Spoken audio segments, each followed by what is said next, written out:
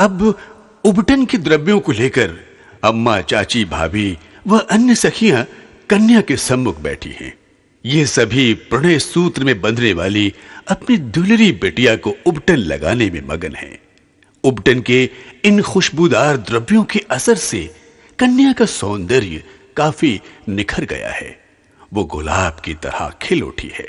हां, उसके नाजुक चेहरे पर शर्मीले भाव भी उमड़ घुमड़ रहे हैं। नजरें झुकी झुकी हैं और उस पर महकते स्वरों का रस ऐसे टपक रहा है।